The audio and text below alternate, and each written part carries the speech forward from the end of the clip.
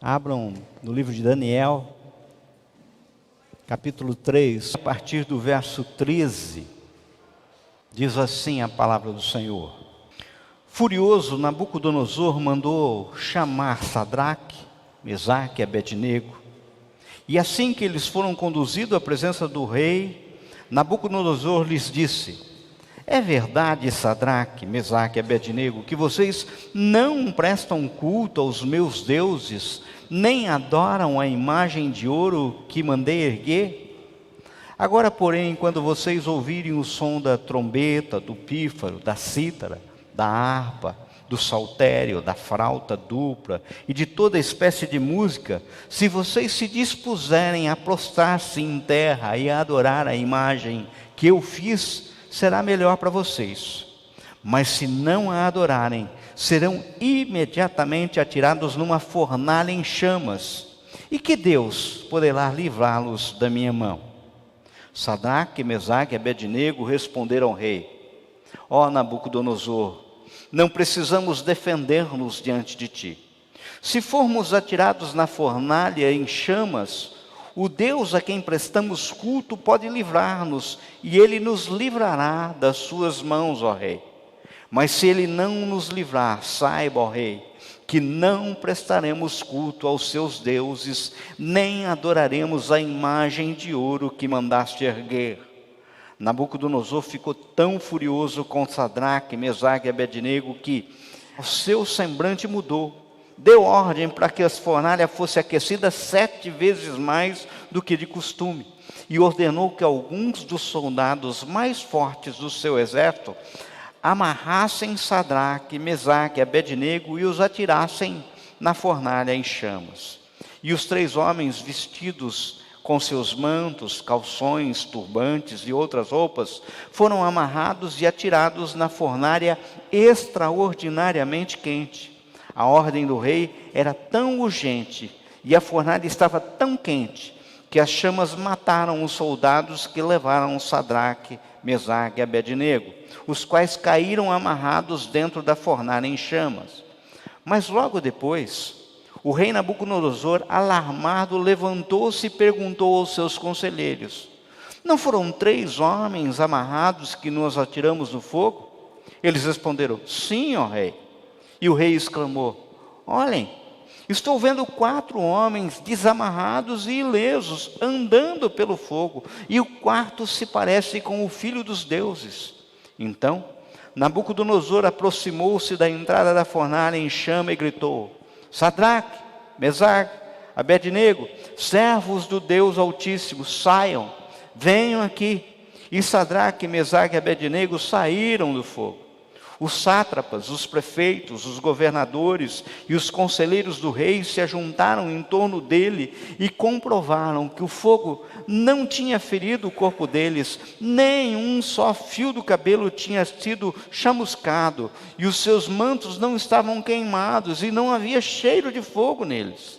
Disse então Nabucodonosor: louvado seja o Deus de Sadraque, Mesaque e Abednego, que enviou o seu anjo e livrou os seus servos. Eles confiaram nele, desafiaram a ordem do rei, preferindo abrir mão das suas vidas a que prestar culto e adorar a outro Deus, que não fosse o seu próprio Deus. Só até aí. Vamos orar? Senhor, a tua palavra por si só, ela é viva, eficaz, maravilhosa. Que não saia dos meus lábios palavras de persuasão humana, mas palavras vindas do teu trono, Senhor meu Pai, e transforme as nossas vidas. Nós oramos em nome de Jesus. Amém? Esse texto da palavra de Deus, ela é simplesmente fascinante. Relata um milagre tremendo. Nós lemos a partir do verso 3, mas se você observar, depois você procurando na tua casa, a partir do verso 1, veremos que o rei Nabucodonosor fez uma estátua de ouro, de 27 metros de altura, e ele baixou um decreto real, de que todos ao ouvirem a música deveriam se prostrar diante daquela estátua.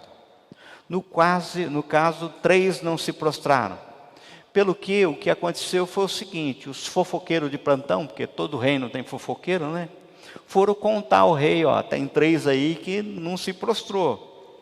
O rei mandou chamá-los e daí nós lemos aquilo que aconteceu, é o relato que nós acabamos de ler. Eles se negaram a adorar a estátua e foram lançados numa fornalha sobremodo quente. Estava tão quente que o texto diz que os próprios soldados que foram lançá-los no fogo morreram queimados só por chegar perto da porta. Ou seja, esse texto fala o que aconteceu e nós sabemos, nós lemos, sendo inclusive que salta aos olhos que existiu um quarto homem na fornalha. Ou seja, para nós é claro a gente entender que Jesus estava lá, que Deus se apresentou nessa cena. Mas a questão proposta para vocês nessa noite, que eu queria que vocês refletissem comigo, por que aconteceu? O que precedeu aos fatos que fez com que pudéssemos ver esse tremendo milagre? Quais são, em suma, as características desses 3 homens marcantes da história que experimentaram esse milagre maravilhoso? Quais são essas características, essas marcas? No caso, nós temos que, antes de tudo, entender qual que é o contexto. Para isso, nós precisamos voltar no capítulo 1 de Daniel, onde veremos que quando Deus entregou o reino de Judá para o Império Babilônico, em repreensão à desobediência, porque foi isso que aconteceu, ou seja, a Babilônia não pura e simplesmente tomou, Deus entregou, está claro isso. Pela desobediência, 4 jovens, Daniel, Ananias, Misael e Azarias, vindo de famílias nobres de Judá, foram levados cativos para a Babilônia com o objetivo de serem instruídos para servir ao rei Nabucodonosor. Esse era o plano. No caso, se nós observarmos o capítulo 1 de Daniel, veremos de cara uma das primeiras características que nos ensina a entender por que aconteceu isso com esses 3 homens. Creio que a mais importante, que tem sido muitas vezes, inclusive, negligenciado pela sociedade, negligenciado nos palácios, negligenciado nas cortes, negligenciado em algumas famílias, muitas vezes negligenciado pela igreja, é a característica da integridade. Queridos, se vocês observarem o Salmo 15, um salmo de Davi, o salmista, quando ele vai iniciar o salmo, ele faz uma pergunta para o salmista. Ele faz uma pergunta a Deus. O salmista começa perguntando assim: quem, Senhor, habitará no teu tabernáculo? Quem há de morar no teu santo monte? Queridos, é lógico que não está aqui falando tão somente de habitação física. Ó, quem vai poder pegar as traias, sua malinha e mudar para a casa de Deus? Não é isso. O que o salmista estava falando é a respeito de desfrutar da presença, ter a companhia de Deus. E no caso, a partir do verso 2, o próprio salmista ele começa a dar resposta, dizendo assim: o que vive com integridade, pratica justiça e de coração fala a verdade. E depois a sequência do salmo são todas as características de um homem íntegro, tá? Pois bem, se nós observarmos Daniel 1, nos aponta que o rei ordena a vinda desses 4 jovens com características invejáveis eles tinham. Eles eram sem defeito físico, boa aparência, cultos, inteligentes, e ainda que esses deveriam ser capacitados para servir do palácio. Depois você procura e lê aí na tua casa. Sendo certo que o chefe dos oficiais deveria ensinar-lhes as línguas e a literatura dos babilônios. E ainda eles deveriam ter acesso a comida e vinho da própria mesa do rei. Ou seja, era na realidade um treinamento sem miséria. O que o rei comia, eles poderiam comer também. E que eles receberiam um treinamento durante 3 anos, e depois disso, eles passariam a servir o rei. Essa era a proposta. Observem, queridos, que esses jovens tiveram até mudado os seus nomes. No capítulo 1, Daniel, cujo nome significa Deus é meu juiz, foi dado o nome de Beltesazar. Ananias, que significa Deus foi gracioso comigo, foi dado o nome de Sadraque. A Misael, que significa quem é como Deus, foi dado o nome de Mesaque. E Azarias, que significa Deus é quem me ajuda, foi dado o nome de Abednego. Tem todo um propósito por trás disso. Só para vocês terem ideia, Mesaque significa aquele que pertence à deusa Xexá, ou seja, estava adulterando totalmente a identidade que ele tinha com seu Deus. Abednego significa servo de Nego, um dos deuses da Babilônia. Agora, observem aquilo que está no verso 8 de Daniel 1. É isso que eu queria que vocês observassem. Daniel, contudo, decidiu não se tornar impuro com a comida e com o vinho do rei, e pediu ao chefe dos oficiais permissão para se abster deles. Em outra tradução, na Almeida, Revista Atualizada, está dizendo assim, olha, Daniel resolveu firmemente não contaminar-se com as finas iguarias do rei. Era esse que está na tradução. Imaginem, Daniel e seus amigos estavam diante da nação, naquele momento, mais poderosa que existia. E lhe foi o quê? Lhe foi proposto acesso a tudo de bom que havia na mesa do rei. E daí ele resolve que ele não quer isso. Isso eu não quero. Pois o que tem por trás disso? Ele sabia que havia por trás de tudo isso uma aparente oportunidade. Todo um esquema de comprometimento que desembocaria na troca do seu senhorio, de quem é o seu Deus. Entendam, querido, isso tem relação direta com aquilo que entendemos como santidade. E entendam, santidade não é perfeição. A palavra utilizada na Bíblia para santidade é kadosh, que significa separado. Trata-se de separação, da renúncia daquilo que é considerado muitas vezes impuro, mal ou profano. E a partir de uma dedicação, uma vida de devoção e consagração total ao Deus verdadeiro e só a Ele, a nenhum outro. Já falamos aqui, integridade, santidade tem a ver com caráter e não com reputação. A reputação diz respeito àquilo que as pessoas acham de você. Caráter é aquilo que Deus sabe de você. É diferente. É muito diferente. Queridos, entendam, nós crescemos, nós convivemos com a ideia de que o mundo é dos espertos. E que a melhor forma de se dar bem na vida, muitas vezes, é enganando aos outros. Mas ao edificarmos a nossa vida nessas bases, estamos trazendo, na realidade, para a nossa casa, um princípio de maldição. Diz que um homem e seu filho pequeno pararam num campo de milho isolado, numa estrada rural, bem afastada, e viram lá deliciosas espigas do outro lado da cerca. O pai, depois de olhar para a direita, olhar para a esquerda, olhar para frente, olhar para trás, começou a escalar a cerca para pegar as espigas, ao que o filho, de forma repreensiva, falou: pai, você não está esquecendo de olhar para cima, não?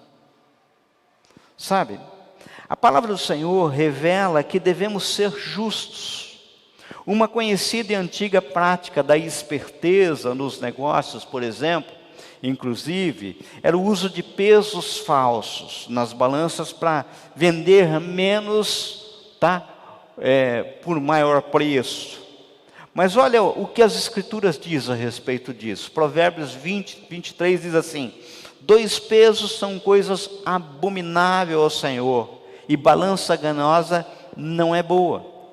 Isso significa que se alguém deseja honrar ao Senhor com os seus bens, ele não pode praticar com os seus negócios, com a sua vida, o que o próprio Deus chama de abominação, porque isso significaria desonrar ao Deus que ele diz que serve, ao Deus que ele diz que é Ele. O Senhor busca em nós integridade. Vocês se lembram como começa o livro de Jó? O livro de Jó, capítulo 1, verso 1, começa assim, ó: havia um homem na terra de Uz, cujo nome era Jó, homem íntegro e reto, temente a Deus e que se desviava do mal. Agora, nós lembramos da história de Jó. Vocês lembram que num só dia ele perdeu todos os seus filhos, perdeu todos os seus bens, porque ele foi tocado por Satanás mediante a autorização de Deus.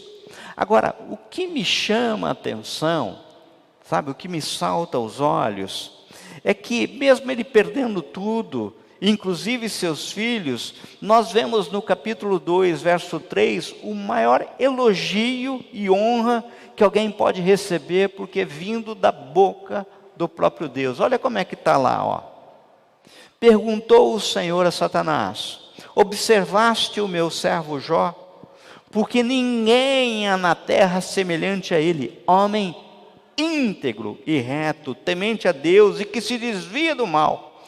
Ele conserva a sua integridade, embora me incitaste contra ele para o consumir sem causa.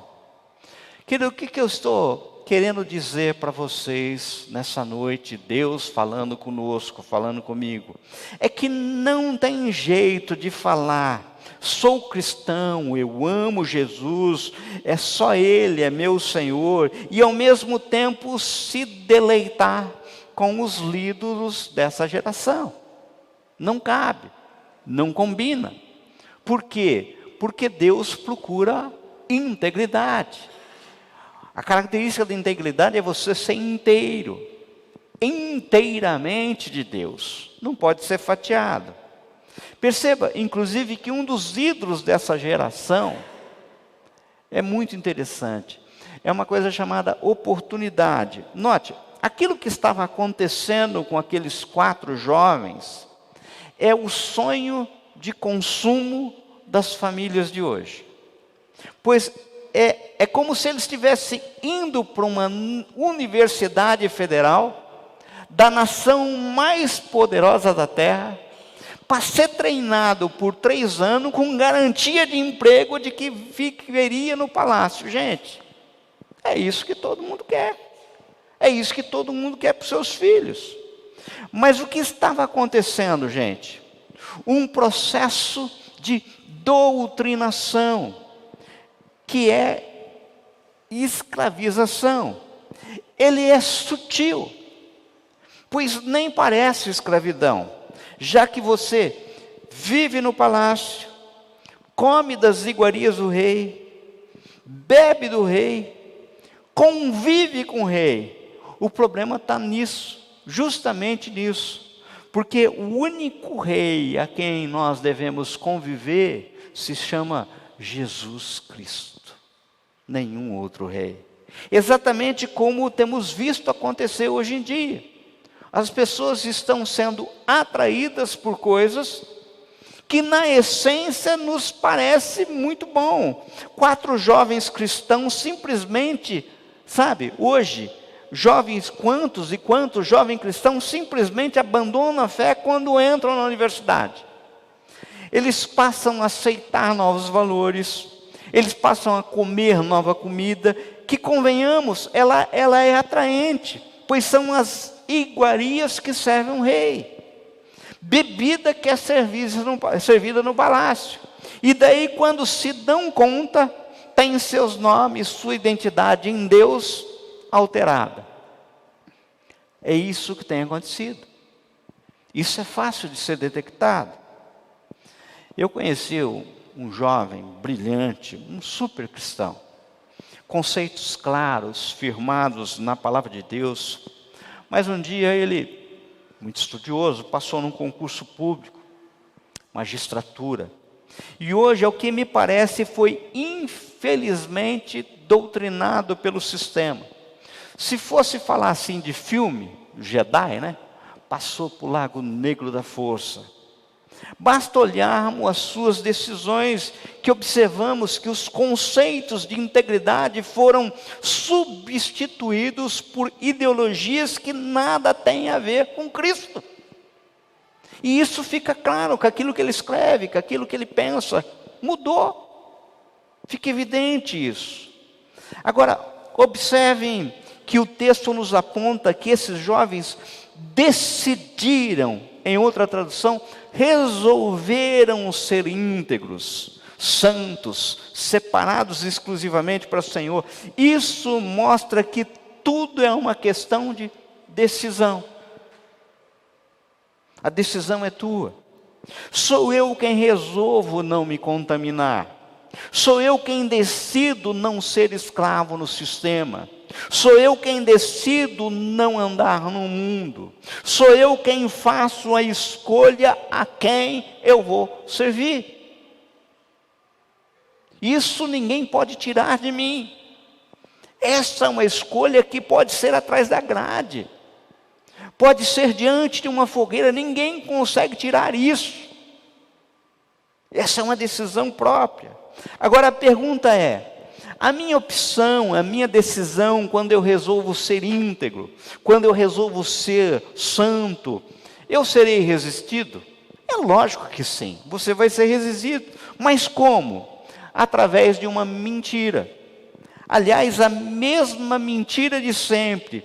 Olha o que está no verso 9 e 10 de Daniel 1. Olha, acompanhem comigo. Ó.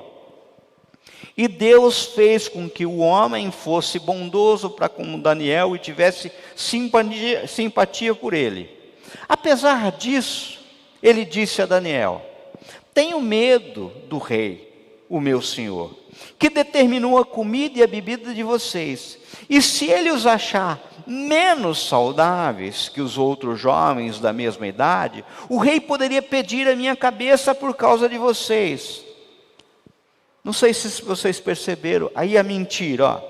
Se vocês não comerem como os outros comem, beberem como os outros bebem, viverem como os outros vivem, vocês não serão saudáveis, vocês vão ser diferentes. Ou seja, o bom é estar no esquema, ser igual a todo mundo. Gente, isso é sério, isso é muito sério que eu vou falar. Adolescente sofre muito isso. Por exemplo, adolescente não suporta não estarem inseridos. E para estarem inseridos, para serem popular, eles têm que vestir igual, comer igual, beber igual, usar o mesmo tipo de corte de cabelo, de modo que os santos, ou seja, os separados do Senhor, são os ETs da atualidade. Isso é fato, isso que a gente vê. Percebam que, aliás, como nos aponta Douglas Gonçalves, eles apontam que Satanás, nem ele é muito criativo, pois como é que a serpente falou com a Eva lá no Éden? Se você procurar Éden, Gênesis capítulo 3, verso 1, é verdade que Deus mandou que vocês não comessem as frutas de nenhuma árvore do jardim? Foi isso que Deus disse, gente? Não foi isso que Deus disse. Não, muito pelo contrário. Vocês podem comer de todas as árvores. De todas. Você só não pode comer dessa aqui, dessa umazinha, das milhares que vocês não plantaram, vocês não cultivaram, vocês não regaram, vocês têm acesso a todas. Mas como é que é? A serpente veio. O que Satanás estava dizendo? Deus é um estraga-prazer. Ou seja, existe um montão de coisas maravilhosas no mundo, daí Deus coloca em você o desejo só para dizer não. Você não pode. Eu quero que você viva uma vida de privação.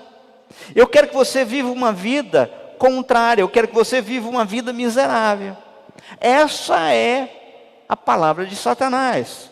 Vocês já notaram que quando você anuncia que você é crente, a cultura do mundo já associa que você não pode fazer um monte de coisa que o mundo aponta como sendo maravilhosa. Beber até amarrar um pileque. O mundo acha que é maravilhoso. Sexo fora do casamento. Vários parceiros. Tá? Todos os tipos de ideologias que existem. Usar algumas roupas que nem poderiam ser chamadas de roupas. Mentir para fechar um negócio. Colar na prova. E daí por vai. Ou seja, é tipo assim, Deus é um estraga-prazer. Olha quanta coisa boa que você não pode desfrutar. Perceba, a grande mentira de Satanás é tentar te convencer que ser íntegro, ser santo, te fará perder o melhor dessa vida. Vai fazer você ser infeliz. E daí, com base nessa proposta, o que ele oferece para você? Prazer. Prazer não é felicidade. E a fonte de felicidade só vem do Senhor Jesus, não tem outro. Notem inclusive que o mundo tenta fazer parecer que quem é íntegro, quem é santo, chega a ser um alienado. Mas isso não é verdade. Veja aquilo que está em Daniel capítulo 1, verso 17, a partir do verso 17, acompanhem comigo, olha lá. E esses 4 jovens, Deus deu sabedoria e inteligência para conhecerem todos os aspectos da cultura e da ciência. E Daniel, além disso, sabia interpretar todo tipo de visões e sonhos. Pula para o verso 19. O rei conversou com eles e não encontrou ninguém comparável a Daniel, Ananias, Misael e Azarias, de modo que eles passaram a servir o rei. Verso 20. O rei lhe fez perguntas sobre todos os assuntos nos quais se exigia sabedoria e conhecimento, e distribuiu que eram 10 vezes mais sábios do que todos os magos e encantadores de todo o seu reino. Gente, quem que deu? Deus que deu. Queridos, entenda. Deus dá, mas nós temos que procurar. Que eles entendam, nós somos chamados para representar o Senhor diante de uma geração caída, adúltera, corrompida. E como faremos isso se nós formos alienados? Nós não podemos ser alienados. Vocês já perceberam que a grande maioria dos jovens que saem nas ruas hoje e dizem que querem mudar o Brasil, sequer sabe a letra do hino nacional? Já perceberam isso ou não? Ou é impressão minha? Não tem noção de geografia. Não conhece a cultura do nosso país. Vocês já perceberam que muito dos ídolos dessa geração, que vão para a internet e proclamam que querem salvar a Amazônia, não sabem citar o nome de sequer uma espécie de árvore da Amazônia? É a turma que fazem cartaz defendendo a nossa fauna e coloca lá foto de elefante, zebra, leão, girafa. É essa turma. É essa turma que nós temos visto aí, sabe? Há alguns anos, eu vi num programa que só podia ser um programa de sátira, né? Um repórter encontrou uma turma de universitários fazendo uma passeata, um piquete, na frente de um órgão federal, não sei nem qual a razão, você entendeu? Daí o repórter perguntou sobre aqueles o que eles achavam, olha só, universitários. O que eles achavam de projeto de unificação do Rio Grande do Norte com o Rio Grande do Sul? Vocês ficam horrorizados com o que se ouviu. Universitários. É aqueles que estão encabeçando cartazes, que derruba presidente, que acaba com o Congresso. É esse o pessoal. É esse o pessoal. Deixa eu tentar resumir tudo isso numa única frase. Quando você é íntegro e santo, o que você faz pode até ser parecido com o que muitos fazem, mas o porquê você faz é diferente. Porque eu faço o que faço não para mim mesmo, mas para glorificar o nome do Senhor. E isso faz toda a diferença. O que eu estou falando? Querido, querida, seja um médico, seja um engenheiro, seja um advogado, seja um professor, seja um pedreiro, seja um garçom, seja o melhor que você puder ser, mas pelo motivo certo, para a glória de Deus. Para a glória de Deus. Agora percebam, gente, que no texto que lemos, Sadraque, Mesaque e Abednego tiveram postura, uma atitude, inclusive, esta é a segunda característica de quem experimentam esse milagre maravilhoso. É justamente o seguinte: eles tiverem coragem de não se curvar aos ídolos que foram propostos. Aos ídolos, muitas vezes, da atualidade naquele momento. Queridos, percebam que a estátua feita por Nabucodonosor era de ouro e tinha 27 metros de altura. Ou seja, um ídolo que poderia ser visto de qualquer ponto que se olhava. Qualquer lugar você conseguiria ver lá a estátua. E no caso o decreto era claro: quem não se prostrar vai ser colocado na fogueira. Ou seja, vai se queimar. E aí eu achei interessante que é uma sacada também do Douglas Gonçalves muito grande, sabe? Uma sacada fantástica. Pois ele aponta que o contrário dessa coragem para não se curvar é o medo de se queimar. Percebam, muitos se curvam aos ídolos dessa geração justamente para não se queimar perante essa geração. Ou seja, vou falar outra expressão: não ficar mal na fita. Se queimar e ficar mal na fita. Porque se você não comer das iguarias do rei, não beber das bebidas do rei, você vai se queimar. Em outras palavras, se você não se enquadrar no plano de doutrinação oferecido pelo mundo, você vai se queimar perante esse mundo. Sabe? Como se você tem medo de se queimar na faculdade, porque você se queima na faculdade se você orar na sala de aula, orar pelos amigos, orar pela classe, sabe, você se queima. Como você tem medo de se queimar na empresa, na repartição que você trabalha, então você não denuncia corrupção, porque você vai se queimar. Como você tem medo de se queimar com a galera, você não recusa bebida, você não recusa droga, você não recusa aquilo que passou a ser, numa sociedade corrupta e imoral, normal. Só para quê? Para não se queimar. E com isso, a tua integridade, a tua santidade já foi para a lata do lixo. Já foi embora. Veja, hoje você não é lançado numa fornalha literal, mas se você for íntegro, se você for santo, provavelmente você vai ser o quê? Cancelado. Cancelado nas redes sociais. Tiram você. Ah, esse cara, que careta.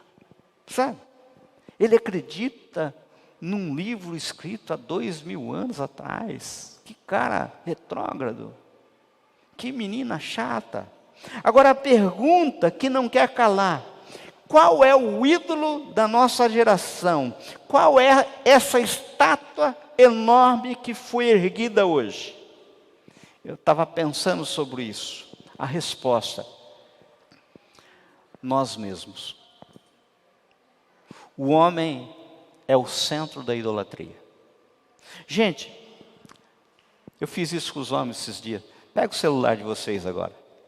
Normalmente não é para usar o celular, né? Mas pega aí. Tem uma câmera atrás, não tem? Geralmente, a maioria. Mas tem uma câmera na frente também. Para tirar foto de quem essa da frente? Tua foto. Teu retrato. Sabe? Douglas aponta, e eu concordo que ele, que descreve como uma geração, inclusive, narcisista. Queridos, percebam, o grande problema do homem é que ele é egocêntrico. Ele se acha. Vocês se lembram daquilo que é retratado lá em Gênesis 3? Qual foi o argumento utilizado por Satanás? Está no verso 5. Gênesis 3:5, olha só. Porque Deus sabe que no dia em que deles comeres, se vos abrirão os olhos. E, como Deus, serei conhecedores do bem e do mal. Ou seja, em outras palavras, coma e seja como Deus. A proposta de Satanás, que atrai o homem, não é me adore, mas é se adore. Seja o seu próprio Deus. Sabe? Nunca o homem se adorou tanto como hoje. Nunca. Ele tem a câmera no celular que é apropriada para tirar a sua própria foto. Porque senão não teria outro sentido. Perceba que o grande lance, quando alguém encontra um ídolo, seja da música, do esporte, não é tirar uma foto do cara, é tirar uma selfie do cara. E nessa selfie o que importa é que a tua imagem fica bonita. Não importa que ele esteja descabelado. Inclusive se você for baixinho que nem eu, você dá um passinho na frente para parecer maior do lado do teu ídolo. Porque eu sei que quer aparecer. E você quer mostrar para todo mundo que você é o cara. Não é que aquele é o ídolo. O ídolo é você, sabe? E daí, você olha como ficou a foto e você vai publicar o quê? Na sua página de Facebook. Que fala da sua história. No seu Instagram. O centro é você. Você publica fotos suas, textos seus que falam sobre você, aquilo que diz respeito a você enquanto o centro. Minha página é o lugar em que eu me celebro. É isso, eu me celebro. Onde as pessoas, inclusive, estão lá, me curtem, né? Me curtem. As pessoas comentam sobre mim. Onde, aliás, me dá uma raiva tremenda com aquele que me critica e eu cancelo. Eu bloqueio. Ou seja, eu não suporto, porque eu sou o centro da adoração. Vocês já perceberam que hoje, não sei se é coisa de velho, mas eu não aguento mais isso. Se você entrar numa academia hoje, mais do que aparelho, tem espelho. E daí o cara está lá, ó. Ele se ama. Narciso. Sabe? É isso. É isso que tem vendido. O homem se idolatra. O homem passou o centro e é a proposta inicial de Satanás. Não é me adore, é se adore. Seja como Deus. Por quê? Porque se fosse para adorar Satanás, logo nós romperíamos com ele. Por quê? Porque, não, eu sou mais que ele, cara. Você entendeu? O homem tem essa característica. A estátua de 27 metros hoje é você mesmo. Nós somos convocados por Satanás para nos adorarmos. Sabe? Isso é muito claro. Mário Pereira Gomes diz que o homem tem, através das eras, adorado a si mesmo. Todavia, por medo da solidão, chama a criação do ego por vários nomes. Vou repetir. O homem tem, através das eras, adorado a si mesmo. Todavia, por medo da solidão, chama a criação do ego por vários nomes. Sabe qual são as frases da nossa geração? Você é o que você sente. Seja fiel ao teu coração, aquilo que ele está falando. Siga o seu coração. Valorize quem você é. Ou seja, proste-se diante de você mesmo, se adore. Inclusive esse tipo de sermão como o de hoje não dá muito ibope. Não é o normal. Porque o normal é pregar você como a criatura mais linda da terra. Ai, meu lindo, Deus te ama. Do jeito que você é. Sabe? E daí as pessoas, quando ouvem coisas como hoje, falam assim: credo, que pregador chato. Que mensagem amarga. Puxa, mas Deus não é amor? Ele é. Ele é amor. E Ele te ama. Eu não seria um bom Deus, gente. Te juro mesmo. Eu não seria um bom Deus. Sabe? Eu não entendo Deus me amar. Que dirá algumas pessoas aqui. Né? Eu não vou apontar dedo, não. Acho algo muito interessante, inclusive, sabe? Nós vivemos muitas vezes, inclusive, um narcisismo gospel. Salientando, inclusive, que é o pior narcisismo que existe. Porque quando o cara vai atrás do dinheiro, ele vai atrás do dinheiro para ser top. Daí o cara vai muitas vezes atrás do poder para ser top, sabe? O cara muitas vezes vai atrás do diploma, da formação, para ser o top, sabe? Mas acho que o mais satânico é ficar atrás de Deus para você ser o top.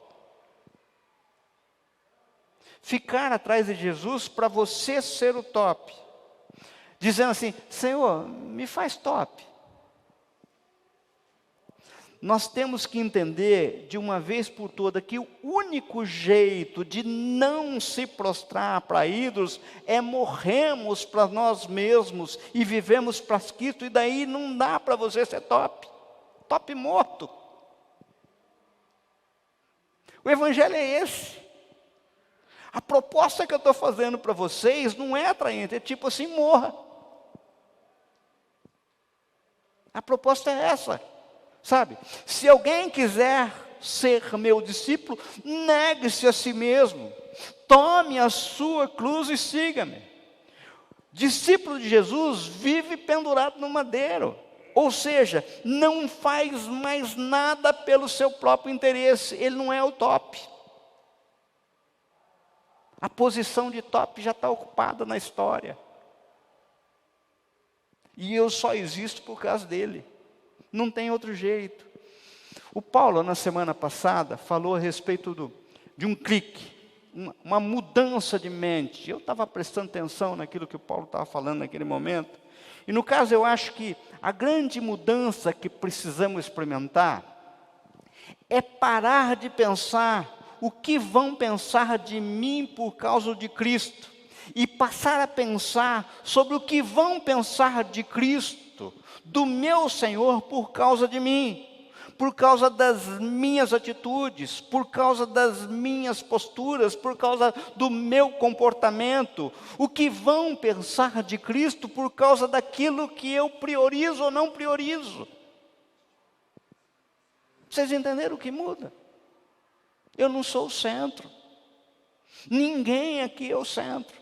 E não tem espaço para você ser o centro. Sabe? Ou seja, narcisismo gospel é satânico. Uma vez eu vi algo fantástico, que numa universidade de teologia dos Estados Unidos, pegaram uma turma de estudantes e levaram para conhecerem 2 grandes pregadores. Levaram no primeiro pregador, eu não vou citar o nome, porque inclusive nem me lembro. E aquele primeiro pregador estava pregando e na hora que terminou o sermão, eles saíram e falaram assim: rapaz, todo mundo estava encantado. Pá, que cara eloquente, que cara maravilhoso, que sabedoria, que coisa linda, que cara, que cara. Daí o professor, espera aí, levou ele para conhecer um outro pregador. E o outro pregador estava pregando um sermão idêntico. Daí quando saíram, os caras falaram assim: rapaz, que Deus maravilhoso, que Jesus lindo, que coisa maravilhosa. Vocês entenderam a diferença? Meu desejo é que vocês sequer lembrem da minha fisionomia quando saíram daqui, porque não vale a pena. Não vale a pena. Lembrem de Cristo. Queridos, para encerrar, eu queria falar de uma terceira característica. De homens que experimentam esse tipo de milagre. Milagre que os outros podem ver Jesus na fornalha. Qual que é o milagre em que até os outros podem ver Jesus na fornalha? E com isso eu vou encerrar. Nós lemos no texto que o rei Nabucodonosor aponta no verso 15, que Sadraque, Mesaque e Abednego deveriam adorar a estátua. Se não fizesse, seriam imediatamente atirados numa fornalha em chamas. E ele ainda provocou: e que Deus poderá livrá-lo das minhas mãos. Agora, a mais linda foi a resposta dada pelos três que vemos a partir do verso 16. Acompanhem comigo lá, verso 16. Sadraque, Mesaque e Abednego responderam ao rei: ó Nabucodonosor, não precisamos defender-nos diante de ti. Se formos atirados na fornalha em chamas, o Deus a quem prestamos culto pode livrar-nos, e Ele nos livrará das suas mãos, ó rei. Mas se Ele não nos livrar, saiba, ó rei, que não prestaremos culto aos seus deuses, nem adoraremos a imagem de ouro que mandastes erguer. Gente, a terceira característica é a característica de uma fé verdadeira, uma fé que sabe que Deus a que serve é poderoso e pode livrá-lo de toda e qualquer situação ou circunstância, mas mesmo se não fizer, Ele vai continuar sendo seu Deus. Sabe? Mesmo que Ele não me livre da fornalha, mesmo que Ele não cure o meu câncer, mesmo que Ele não salve o meu filho, mesmo que Ele não abra a porta de emprego, mesmo que Ele não me ajude do jeito que eu penso a saldar as minhas dívidas, porque Ele vai continuar a ser o meu Deus, porque nós temos uma fé baseada não naquilo que Deus faz, mas em quem Deus é. Esse tipo de pessoa, os outros conseguem ver Jesus na fornalha com Ele.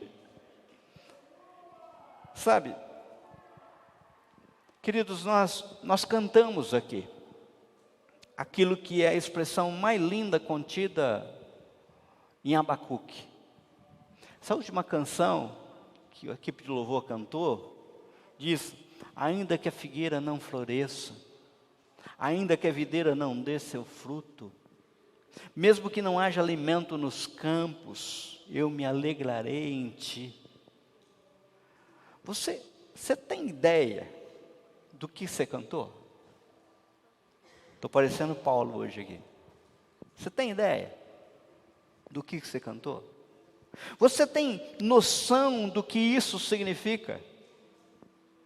Isso significa morte. Isso significa estar pronto para morrer. Você está dizendo: eu estou pronto para ir para o madeiro. Eu estou pronto para morrer. Eu estou pronto para não mais viver para mim mesmo. Eu queria te convidar a fechar os olhos agora. Senhor, olha para nós agora, Pai. Que Teu Espírito Santo tenha liberdade para falar ao nosso coração, Senhor. De forma tremenda, maravilhosa. Senhor, Vimos na história 3 homens, Pai, que não se curvaram, que não se dobraram diante da morte. A coisa que mais nos afeta, a morte. E ainda proclamaram a proclamação mais linda que existe, Senhor. Se o Senhor quiser me defender, defende. Se formos atirados na fornalha e o Senhor quiser tirar a gente, livrar-nos, o Senhor nos livrará. Mas mesmo que isso não aconteça, eu não vou me dobrar a mim mesmo. Eu não vou me dobrar à turma. Eu não vou me dobrar simplesmente para ganhar uma curtida, um comentário. Eu não vou me dobrar ao que a sociedade acha. Eu não vou me dobrar àquilo que tenta me convencer de ser certo, mas é comidas e iguarias e bebida do rei que me escravizam. Eu não vou me escravizar. E a escravatura começa aí, meu Deus, eu conheço, eu sei, o Senhor está falando de uma forma bem clara. A escravatura começa aí. Eu posso estar cativo, mas continuar sendo filho do Deus Altíssimo. Ouve a nossa oração, Senhor, e acolhe no teu trono, Pai. Nós oramos em nome de Jesus.